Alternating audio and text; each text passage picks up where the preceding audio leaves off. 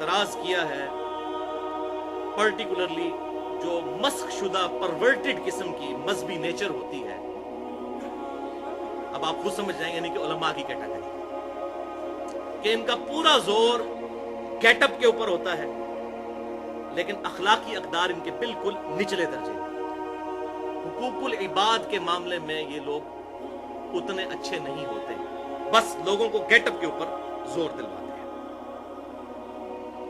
اور جو moral values ہیں ریلیجن کی وہ پس پش ڈال دیتے ہیں۔ اب آپ لاکھ کہتے ہیں کہ یہ ہماری کتاب میں لکھی ہے، وہ کہتے ہیں بھائی مسئلہ یہ ہے کہ کوئی درخت اپنے پھل سے پہچانا جاتا ہے، تو آپ جو مسلم ہونے کا دعویٰ کرتے ہو آپ تو پھل ہو نا اس اسلام کے درخت کے، تو ہم نے تو آپ کو ہی دیکھنا ہے نا۔ یہ گلے سڑے پھل دیکھیں گے تو درخت کے بارے میں تو یہ، اب ہم یہ تو نہیں ان کو کہہ سکتے یہ پھل جو ہیں وہ 1400 سال پہلے جا چکے ہیں۔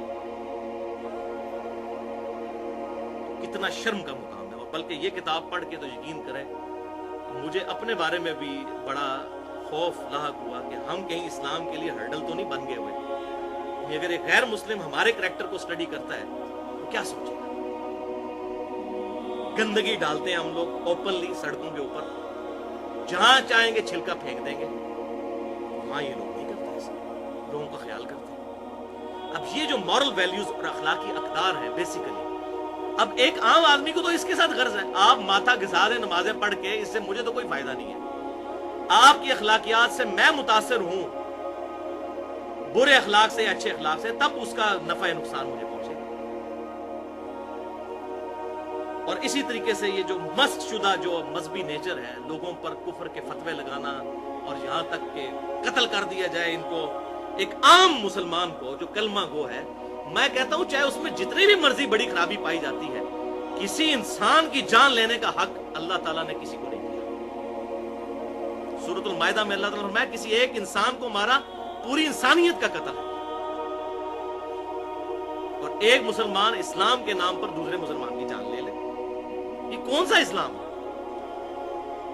اور ظلم کی انتہا ہے کہ اب پاکستان کے اندر 2014 میں ہم 1 مارچ کے دن بیٹھے ہوئے یہاں پہ،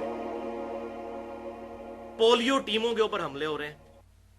یہ کون سا اسلام ہے؟ جبکہ ہم نے ڈیکیز کی سٹڈی کے بعد یہ بات لرن کر لی ہے کہ پولیو ایک ایسا مہلک مرض ہے کہ ویکسینیشن کے بغیر اس کا علاج نہیں ہے۔ لوگ معذور ہوئے پڑے ہیں، دیکھ لیں، پوری زندگی کے لیے پورے خاندان ڈسٹرب ہے۔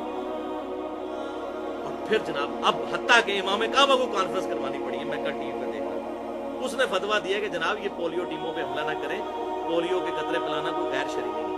یعنی ان کا اسلام آپ دیکھیں کہاں پہ آ کے رکا ہوا ہے۔ ان سے پوچھیں کہ ایمانداری سے بتاؤ پچھلے سال میں کتنی نمازیں فجر کی آپ نے تکبیر اولیٰ سے پڑھی ہیں جو اسلام کی بنیاد ہے؟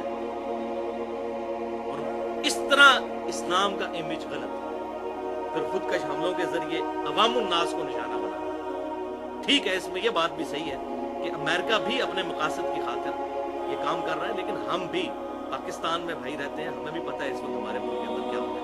جتنا مرضی پردہ ڈالیں حقائق تو سارے کے سامنے ہیں۔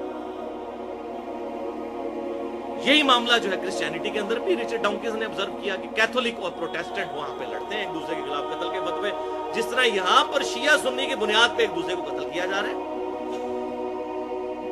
ابھی میں وہ رپورٹ سن رہا تھا کہ یہ جو پاکستان کے طالبان ہیں، ان کے 50% جو گروپس ہیں، ان کے امیر لشکر جھنگوی کے ایکس بڑے بڑے مجاہدین ہیں، اور لشکر جھنگوی ہم سے کوئی بھولا ہوا ہے جو سوائے دیوبند کے دنیا کے ہر مسلمان کو کافر سمجھتے ہیں علی الاعلان؟ تو جب یہ لوگ وہاں جائیں گے تو جا کے کیا اسلام پھیلائیں گے؟ اپنے مسئلے کی بات کریں، یہ ان کی ہسٹری ہے۔ جو ان کی ڈیمانڈ جائز ہے، میں اس ڈیمانڈ کے اوپر بات نہیں کرتا ہوں، پوری نیشن کی ڈیمانڈ ہے، بات طریقے پہ۔ اسی طریقے سے یہاں سے بھی اگر کوئی زیادتی کرتا ہے گورنمنٹ کی طرف سے یا فوج کی طرف سے اگر زیادتی ہوتی ہے، ہم اس کو کنڈیم کرتے ہیں۔ مسئلہ یہ نہیں ہے، مسئلہ یہ ہے کہ اسلام کا امیج لوگوں تک کیا جا رہا ہے۔ تو شیعہ سنی فساد کی بنیاد کے اوپر قتل و غارت کیا جا رہا ہے۔ شکر ہے کہ رچرڈ ڈاؤکنز نے ایک مہربانی کی دا گاڈ ڈیلوژن میں، اس کو مہربانی اس لیے کرنی پڑی کہ اس کا اپنا نام بیچ میں آ رہا تھا کہ جب لوگوں نے اعتراض کیا کہ آپ کہتے ہیں جی ایتھیسٹ جو ہیں بڑے اخلاقی لوگ ہیں، تو دنیا میں 2 بڑے ایتھیسٹ جو ہیں انہوں نے تو لاکھوں نہیں کروڑوں لوگ قتل کیے ہیں، نمبر 1 ہٹلر اور دوسرا سٹیلن۔ जर्मनी और रशिया, इन दोनों के जर्नल पैरेलल में जंग अजीम दोम के अंदर जो कुछ हुआ, तो उसने कहा कि भाई ये दो जो हैं हम इनको कंडेम करते हैं, ये सारे एथियस्ट की रिप्रेजेंटेशन नहीं हो सकते।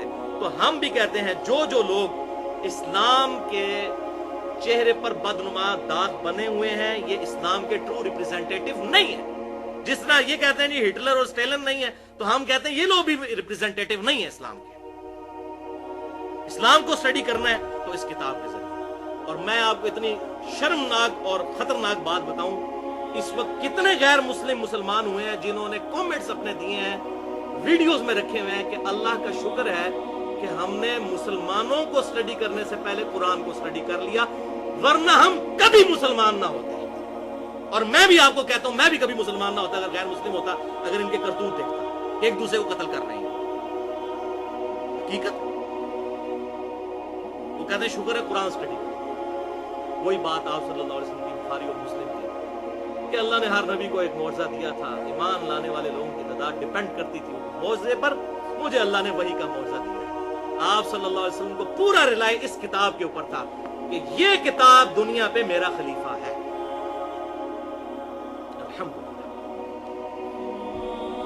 और इससे भी बढ़कर फिर जो खास किस्म के मजहबी लोग हैं उनके कैरेक्टर्स आप देख लें। अभी 2-3 हफ्ते पहले की बात है, पूरे इंटरनेशनल मीडिया के अंदर, CNN पे, BBC में, सारी अखबारों के अंदर ये बात छपी है कि वेटिकन सिटी जहां पर पोप बैठता है वहां पर होमोसेक्सुअलिटी होती है।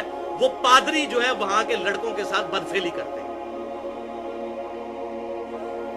तो द गॉड डिल्यूजन तो लिखेगा ना रिचर्ड डॉकिंस, वो कहेगा ये है रिलीजन के लबादे ओढ़े हुए अखलाकियात के और वेटिकन सिटी में बैठ के जो मरकज है क्रिश्चियनिटी का, तकरीबन समझ लें आप 1.5 अरब लोगों का, प्रोटेस्टेंट को निकाल दें तो 1.5 अरब लोग वहां पे ये करतूत हो रहे हैं। और पाकिस्तान में और इंडिया और बांग्लादेश में जो हमारे मौलवी बच्चों के साथ कर रहे हैं मदरसों में, वो तो आपको बताने की जरूरत नहीं है। वेटिकन सिटी को तो छोड़े, इधर तो जगह जगह वेटिकन सिटी बना हुआ है। इसीलिए लोगों ने आप बच्चों को मदरसों में दाखिल करवाना छोड़ दिया है।